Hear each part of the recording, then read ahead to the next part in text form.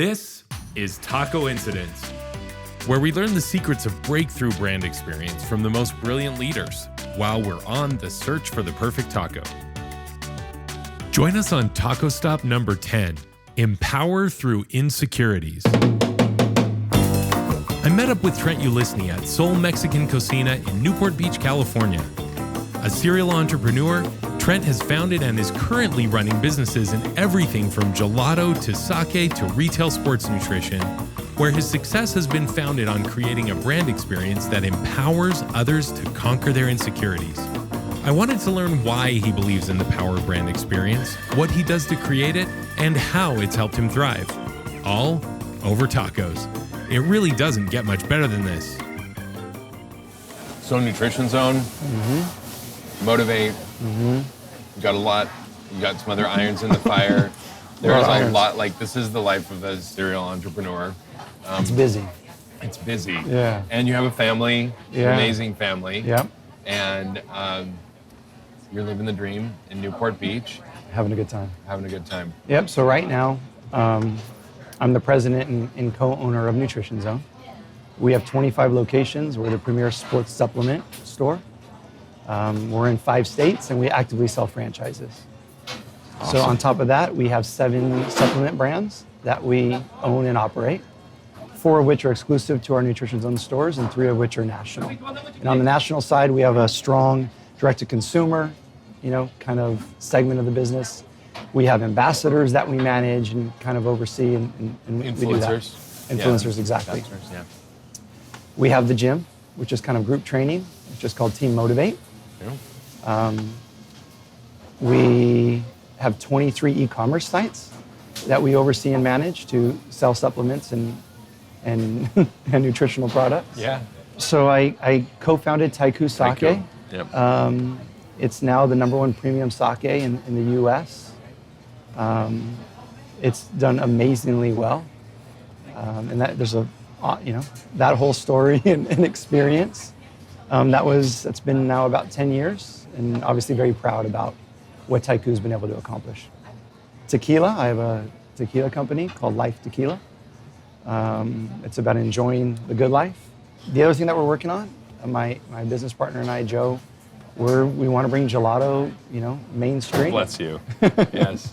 I'm an ice cream fanatic. I've been eating ice cream nightly since I was probably like 6. How is this even possible? You're like a look professional athlete, and I don't know how you do it. Ice cream's really good. 3 times Mexican 3 times a day. I try. That's a goal for me. Yeah. And you're like living my dream. Well, we're in Southern California. I know it's true, and you do have it's there. That's definitely. And then ice cream every day. Okay, this sounds like a diet of champions. So obviously spending time in Europe and traveling around, Because you were professional soccer in. I played soccer in Denmark. Yeah. So obviously gelato's huge, and realize that gelato's a lot better for you than American ice cream in terms of calories and fat content, and having this kind of nutrition health background. Yeah.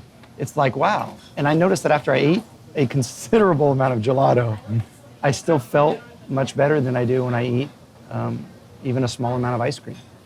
I thought, man, it's not really about gelato. It's about a superior ice cream, a superior dessert, and kind of bringing that to people. And now I've been making it, myself for the past 8-9 months, and kind of sharing it with friends and family, and people really love it. Dude, I'm so excited. Gelacio.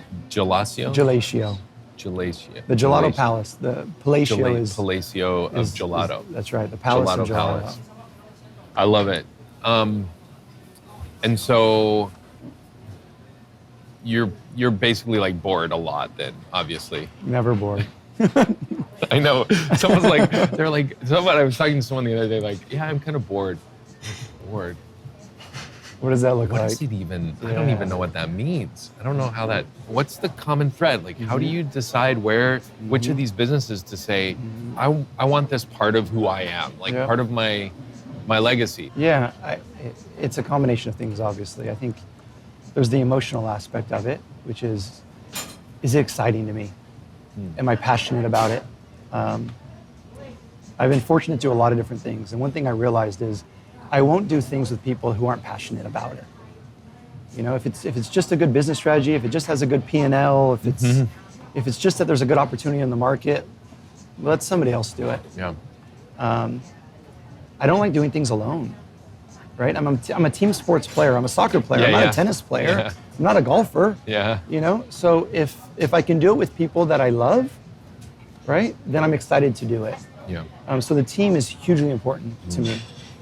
No matter how good the opportunity is, and even if I had the skill set to do it on my own, I would not.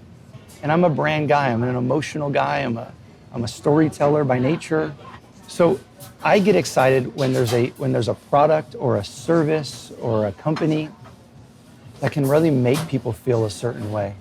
And the stronger that we can feel that need of making them feel a certain way, I'm super excited about it because I know that's what creates lasting value. You know, I've never been hey, let's just go jump into a price game, right? And there is great strong value propositions in pricing, but also the more and more companies that you're a part of, and the more and more things that you do, you realize that the customer feedback and the customer satisfaction is a major driver. So like in Motivate, for instance, the emails that we get about changing lives and making people feel great, and it sounds so cliche, but it really does make it worth it. And the only way to really do that is to feel deep insecurities amongst consumers. So one of the things I look at is I go, okay, not just where the need is, but what's the insecurity driving that need? And if you can figure out what the insecurity is that's driving that need, you can empower people. And if you empower people, right, now you create real loyalty, now you create real brand value. So even in dessert, the insecurity is that I shouldn't be doing it. I shouldn't be eating it, right? That's where the insecurity is driven from. So that's why I'm super, super excited about gelato. Because we want to eat dessert, we want to have fun. So if I can provide a better alternative for you, where you are less insecure about enjoying it, and at the same time create a product that actually tastes better for you, well then I know that I have a winning proposition. You mentioned someone that, you know, consumer feedback, they'll email you or something and say, this has changed my life. Thank you so much. What are some of those things? I mean, obviously it's a motivator for you. Yep. But yeah, I what think, are some of those examples that come to mind that of ways that you've made the world a better place by what you've created? Yeah, in order to answer, I think we have to go back to what is the need, right? What is the insecurity in a particular industry, in a particular product place? For instance, if you and I walked into a taco shop just off the street, my insecurity, right, especially as traveling around, would probably be cleanliness. So I'm walking in, and the thing that could kill me in a second is it not clean, especially at a food cart or something like that. So for that person to really win me over, they need to show me that cleanliness is a top priority for them, right? That's gonna soften my insecurity, and now I can have a great experience with them, right? For you, it may be, because you're a taco connoisseur, for you it may be You are just as much as I am. Yeah, you've taken it to another level. But for you it may be like, I need the wow factor. I'm not here to have just another normal taco. So right away you need to be, right, the messaging, the imagery, the everything has to be why they're special, right? So I think for companies, they have to identify what that driving insecurity is in their consumer base. In Motivate supplements, we identified this very, very quickly, which was we're in an industry that is about making you feel completely insecure, right? For men, it's like if you're not in the supplement industry, in the right? supplement industry, Yeah. if you're not huge and muscular and veins are probably Right, not, you're right. not a man. On the female side, if you're not a bikini competitor, right, then your boyfriend, your husband is going to leave you. Then you're not what real femininity is. And that was really sad, right? And I came into the supplement industry a bit as an outsider. My partner had been into it, 20 some years, but entered this industry and said, "Oh, this is wrong. We're making people feel really terrible about themselves to drive supplement sales. Now, obviously, Nutrition Zone never did that, but the industry is doing that.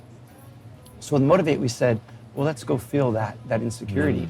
Let's create empowerment. Well, what does that mean? It means no photoshopped photos, right? Back in the day when everybody's photoshopping photos. It meant, right, what Dove did with real women, what Nike's done, right? So going along those roads, you cannot believe the feedback, right? And people in the industry were like, we would take pictures and they'd be like, you can't put these photos out. You can't display these types of people. That's not what sells products. And we said, well, no, I don't right now, I don't care what sells products. What we care about is making people not feel insecure about themselves. And that created the loyalty. And that's why Motivate just skyrocketed in terms of, early sales and follow-up sales and consumer retention. So what does that look like? How did you translate that into an experience with the brand? Obviously, like one of the touch points is the visual that people would get, like the photos and things. Right. But what else does that look like as far as the experience that you're creating that make people loyal to Motivate? Yep. But when you're having a village raise a company or raise a kid, you guys, all the parents better be on the same page of what we want this kid to turn out like, right? Who are we? Yeah. What are we all about? What's important to us? We, in all of our different businesses, we talk about our kid. We don't talk about our business. We say, hey, what are we doing with our kid this week? Right? What does our kid look like? How, is our kid growing up? What's this next stage of life for our kid? Right? How can we help develop? That's right. Further, if you kind of just let a child do their own thing for the first 15 years of life, and then at 16 or 17, you wonder why your child's not kind, right? Or not generous or not loving, to now go back and try to infuse the values that you want in your company, it's very, very difficult. I would never join companies or acquire companies that didn't teach the kid over the first, at the very beginning, who they needed to be. So awesome. And so let's drill down on that just a little bit more, even like from an executionable perspective, like to a beginning entrepreneur. What does that look like? Setting out those values. What does that like? Literally, what are the steps that you've used in your companies to like set those values, get everyone on board? What have you done? So literally, it's getting in Motivate's case, right? It started with 4 main people. So it's getting those 4 people in a room and saying, okay, it's not about what we're going to do tomorrow. It's not about 0 to 3 months. It's what do we want our 18-year-old to stand for when they grow up, right? Literally, what do we want them to stand for? Yeah. Right? And then on a business perspective, how do we make sure that we're creating a child that a lot of people want to be friends with, right? Not just a couple of people want to be friends with, right? That a lot of people want to be friends with. And then what are the turnoffs? So what could this child do during its life that would turn people off? And how do we stay true to that? So for instance, in the supplement industry, I don't know how else to describe it, but all the models kind of have this like come hither look, right? It's like sexy and, right? Yeah. And I don't know, it's the same thing all day long, but 2, we don't want our young daughters to turn into this. We don't want our young sons to perceive and treat women this way.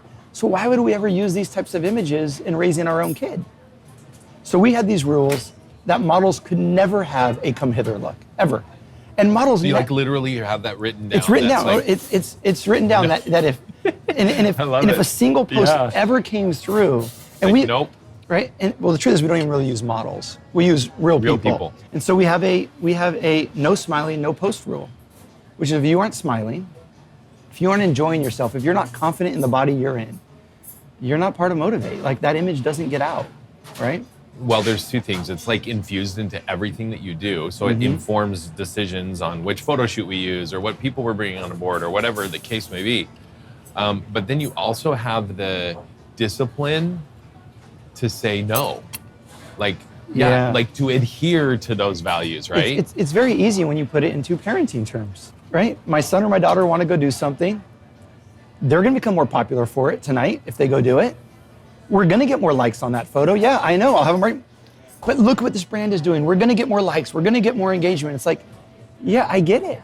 You're going to be more liked if you do this tonight. But that's not what we stand for. So it's not about likes or engagement tonight. It's about the individual we're trying to become, not the individual we're going to be tonight. right? And in parenting terms, it becomes quite easy to make decisions. It's very clear, and I mean, it's a great way to envision. We're not there now to just check off crosses like, is she smiling? Check, right? Is she with friends? Check. It's what is the emotional story that's coming across? And if I can feel that, right? Ultimately, like in Motivate's case, we want the customer to feel like they just witnessed something so special, right? That they feel privileged that they got to see this moment of these friends engaging with each other. It's about empowering, it's about reality, it's about this is real life.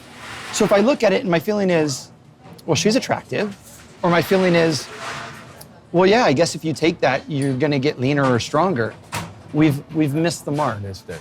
Yeah, so it's not about just checking off the boxes. It's about making sure that the emotion that we're trying to create is always achieved. And that's how we decide everything, from the gym to Motivate to everything. What are we trying to make somebody feel? So what is that? How do you actually enact that? Like, what have been some of the impacts when you maybe had to say no? Like, obviously some of these photo shoots, but I mean, you work so hard to gain $1 of business. You know, so hard. Years and thoughts and planning, sleepless nights, you work so hard to gain $1 of business. Oh yeah. And the question is when are you willing to turn that business away? And that's really, to me, what the true test of entrepreneurship, the true test of, are you gonna live by your values? At Nutrition Zone, the value proposition is sincerity. We sincerely want to help you. So you walk into a normal supplement store, and what happens? Hey, how are you doing? What are you trying to do? You trying to be bigger? You trying to be leaner? You trying to be slim down? Well, let me show you the products that can help you get there, right? It's sales mode immediately. So how do you differentiate yourself? And if we go back to insecurity, as a consumer walking in, what's my insecurity? My insecurity is, one, I'm in there because I'm insecure about something, right? My weight, my size. So now I'm vulnerable. You can sell me stuff because I'm insecure. But I'm also insecure that I'm gonna walk in there and you're gonna sell me all this stuff I don't need, right? So I have this double insecurity level. So at Nutrition Zone, we have to identify our value proposition. And Nutrition Zone, our value proposition is sincerity. So you walk in, you're insecure. We say, oh, let's not talk about products. Let's spend now 10 or 15 minutes and let's talk about what you eat. Let's talk about how active you are. And let's go through that. And you may come in saying, hey, I want to put on some weight. And you are coming in to buy protein powder. And we may say, well, actually, you can get all the protein you need by eating chicken and fish and other lean meats. And people all of a sudden go, well, wait. I came in to buy something that you're not selling me, right? Yeah. But it's sincere. Totally. Right? Exactly. And that is what has differentiated Nutrition Zone across the map. Yeah. This level of sincerity. How does that go further? Well, our guys write down. They write down who you were and what your goals were. And 20 or 30 days later, they call you and they check in with you and they text you. They even ask, would you like us? Would you like me to check in with you? Amazing. Right? I'm not going to hold you accountable if you don't want to, but if you do, I will. And then they do. And then this is the word that's gotten out for Nutrition Zone. Wow. It's really hard for a brand new franchisee who just put their life savings on the line to buy a store. They just spent $125,000. It's all the money they ever made. And we're begging them that when those first customers come in, to maybe not take their money, to spend 15 minutes with them and let them walk out the door. That's really, really, really hard. Really hard. Especially when you don't know when the next customer is going to walk in. Well, that's why we have to choose our franchisees very carefully. And that's where we have to really get them to buy in at the beginning. And we turn down 9 out of 10 people into becoming Nutrition Zone franchisees. We could have 300 stores right now very easily if we followed the models of some of our competitors. But those models don't include sincerity. And that is our core value proposition, so we have to live by it. So that's, Nutrition Zone's one example. So I firmly believe when the tough decisions happen, the pocketbook, right? They hit the balance sheet and the P&L harder than any of them. When those happen, that's where it really matters. And that's where you create real brand value at the end. Because if your team doesn't believe in what you're preaching and saying and what you stand for, then you've lost. So why don't more leaders lead like you do? With like values based, with the consistent commitment, without they're like with more of a short-term focus, instead of like building something that is making a difference in the world, lasting legacy, standing for something instead of just making money. Look, I think at some point in some businesses, maybe it's impossible. If you've raised a 12-year-old that's never been kind or been kind to now expect them to be kind doesn't work.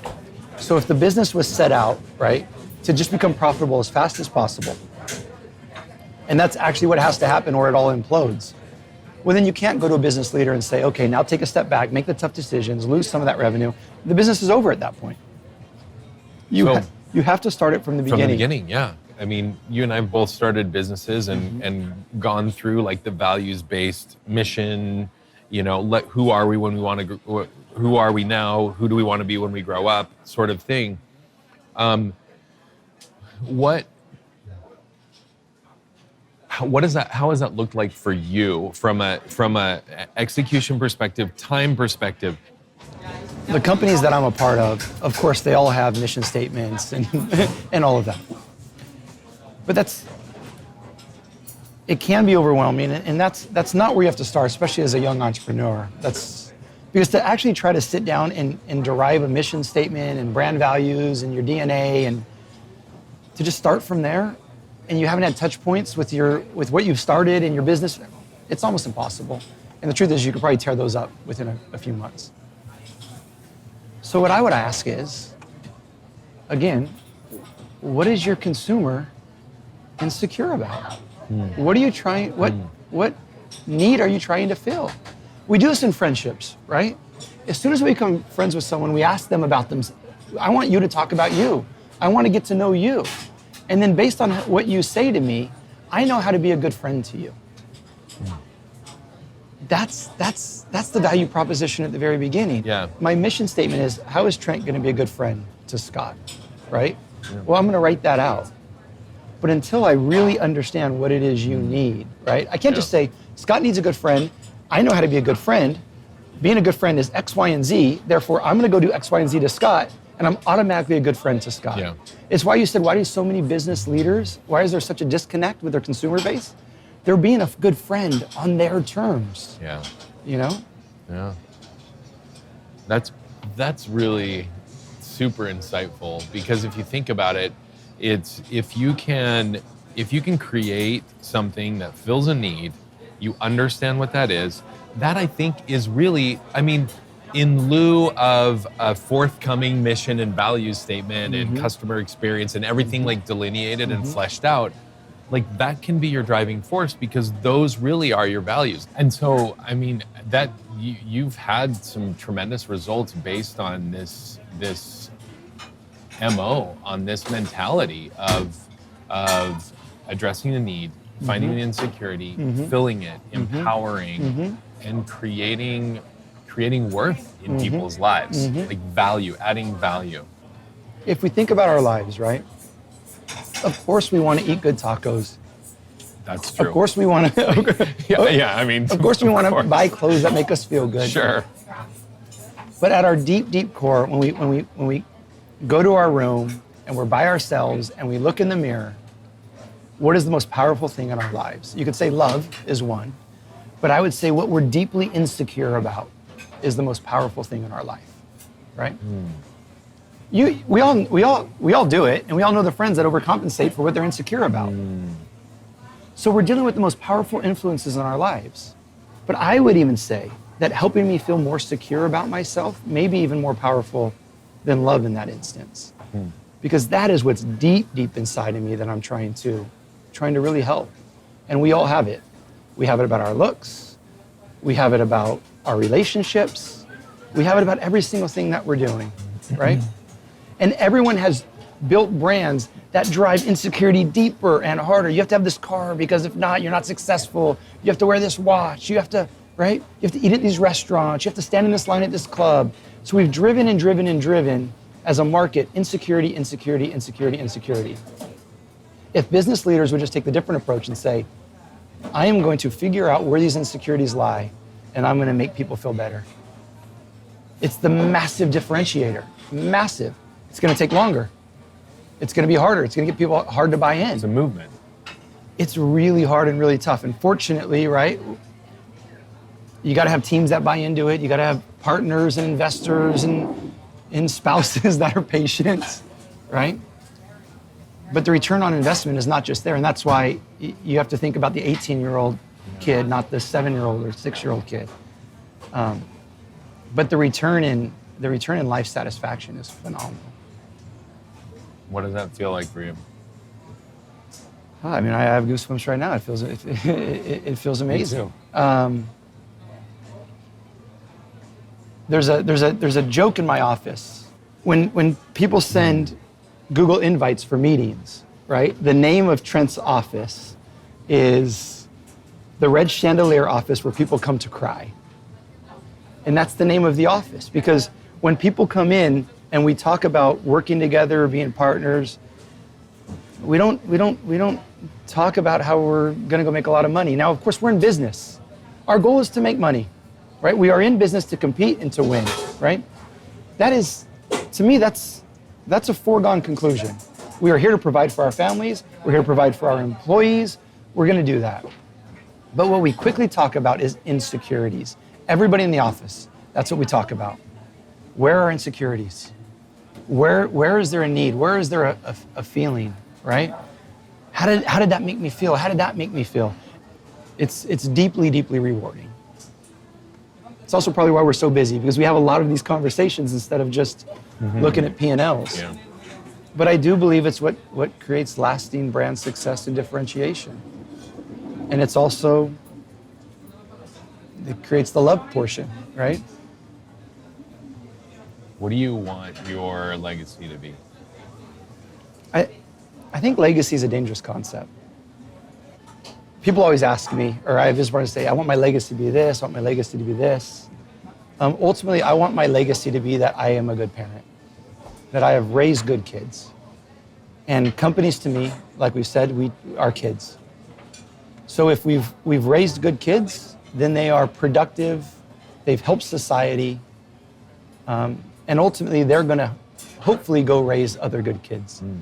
The managers that have been with us and left, I know that if they've been here long enough and if they bought into it, they're out raising other good kids, right? I mean, just imagine if more people had your mindset, more business leaders within their realms of influence, the mindset of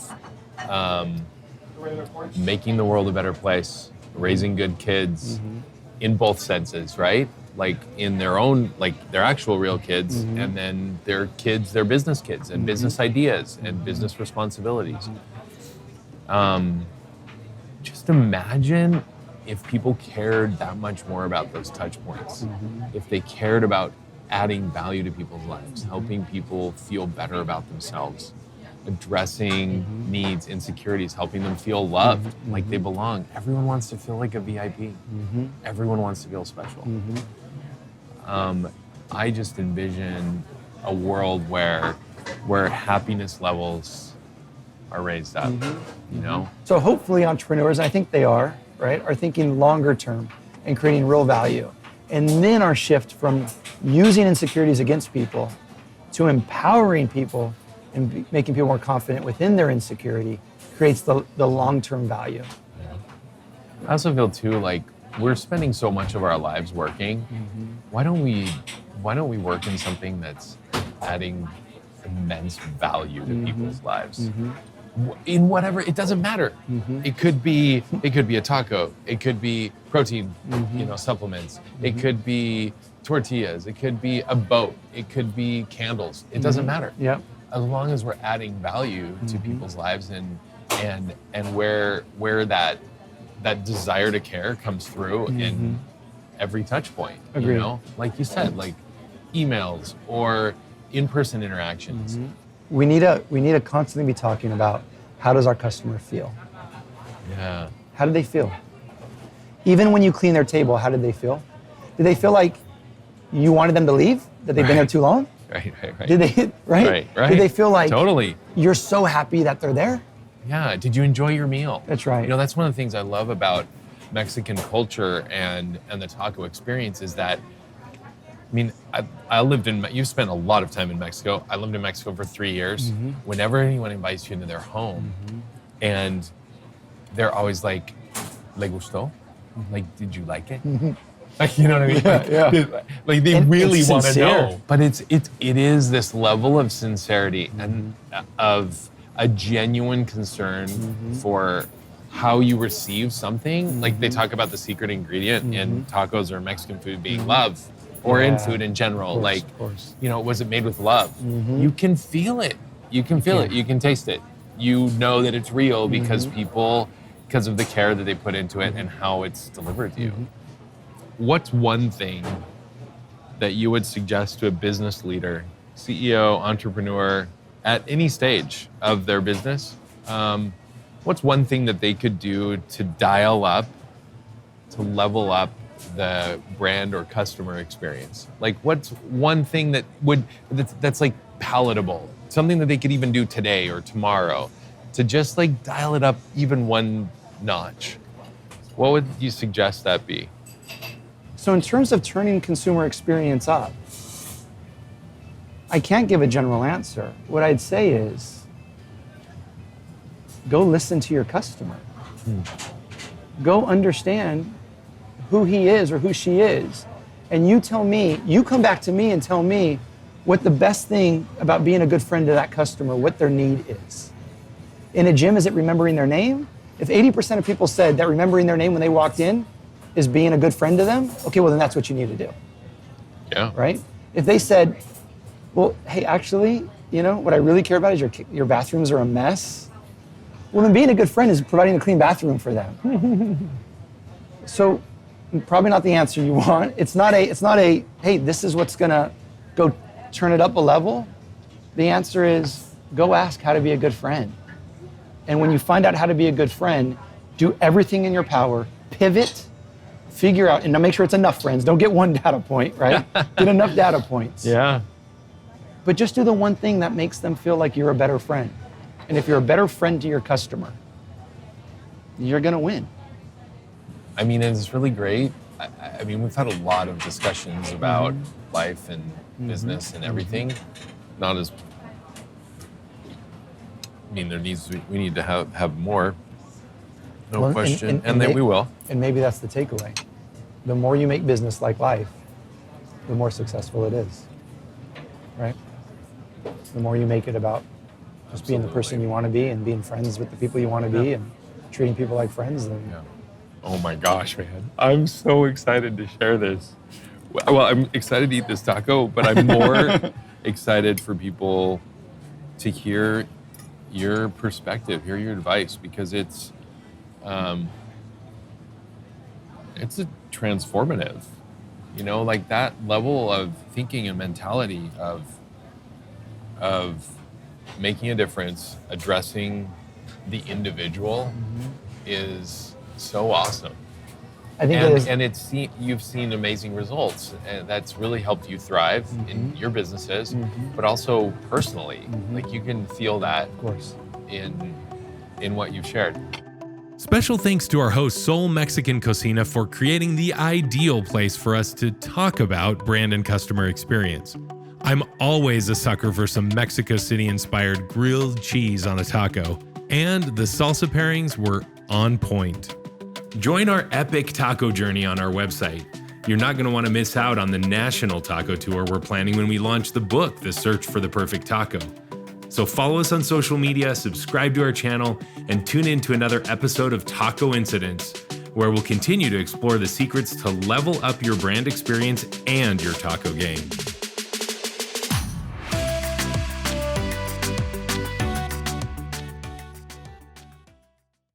Okay, just throwing this in here. El Pilon. I feel like the queso taco is a must. Must. But if the Vampiro has won all the awards, I mean, how do you not get that either? Yeah, I mean, I'm fine with those two, but do you want to get like different tacos than we share? is what I'm saying. Oh yeah, I'm fine with that. We could do that too. Yeah. Are you a fish taco guy? I am or a are fish you taco meat? guy. I am more meat than fish. That's but, me too. Okay.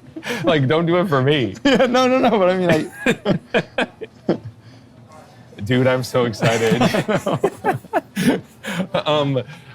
We've, like, seriously, that's like one of those things when someone starts talking to you about, like, I dream of those tacos in Mexico City with the cheese on the grill and scraped off. And so when someone starts talking about it, it's like one of those things, like, it gets you it off brings track. you there. Yeah. And not off track, on track. Yeah.